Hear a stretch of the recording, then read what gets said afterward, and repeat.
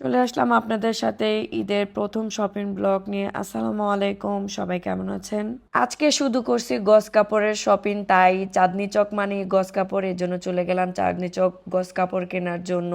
এই ঈদে ভাবছি সব গজ কাপড় দিয়ে ডিজাইন করে জামা বানাবো, তাই আগে ভাগে চলে গেলাম মার্কেটে।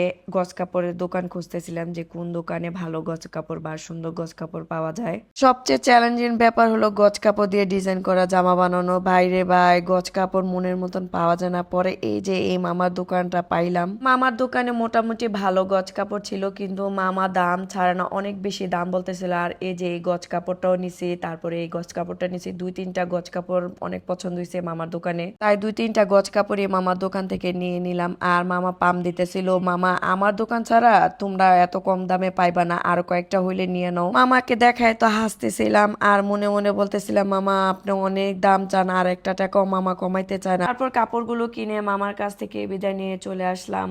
আজকে আমার সব থেকে বেশি কষ্ট হয়েছে ফলসের কাপড় মিলাইতে, একটাও আমার মিলতেছিল না। এত সহজ সহজ কালার নিছে, তারপর আমার কেন জানি ফলসের কাপড়গুলো ম্যাচিং হচ্ছিল না।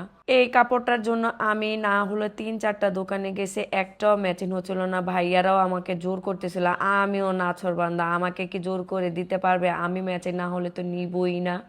আমি তো কাপড়ের উপরে শুয়ে পড়তেছিলাম, বইসা পড়তেছিলাম, পুরা সুতার সাথে সুতা ম্যাচিং করতেছিলাম। পরে এই যে এই কাপড়টা দুইজনে পছন্দ করলাম, মানে পুরাপুরি ম্যাচিং হচ্ছিল।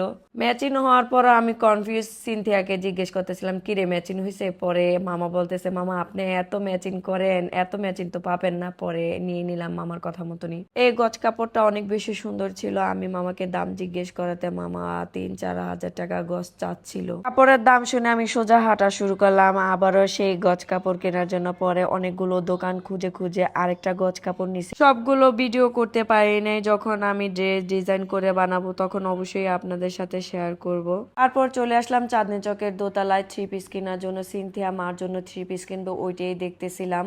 কেন জানি ওদিনে একটা 3 পিসও ভালো লাগতেছিল না। তারপরে এই 3 পিসটা অনেক বেশি সুন্দর ছিল, এটা আবার মার পছন্দ হয় নাই, মা এই কালার পরবে না, তারপরে এটা আর নাও হয় নাই।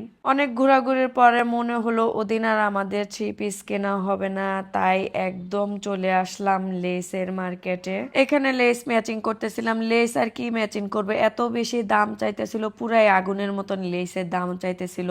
তারপরে আর কি করা, যতই দাম হোক লেস তো কিনতেই হবে। পরে অনেকগুলো লেস কিনে নিয়ে আসলাম। এই দোকান থেকে 3টা কাটার কিনছি, 3টা কাটারের দাম আসে 130 টাকা। ওনাকে 150 টাকা দেওয়াতে উনি ভাঙতে দিতে চায় না, কেমনটা লাগে বলেন? মনের দুঃখে মামার দোকান থেকে পেয়ারা মাখা কিনে সোজা বাসায় চলে আসলাম। তো আজকে শপিং ব্লগ কেমন লাগলো অবশ্যই কমেন্ট করে জানাবেন। ততক্ষণ পর্যন্ত নিজে ভালো থাকবেন, অন্যকেও ভালো রাখবেন। আল্লাহ হাফেজ।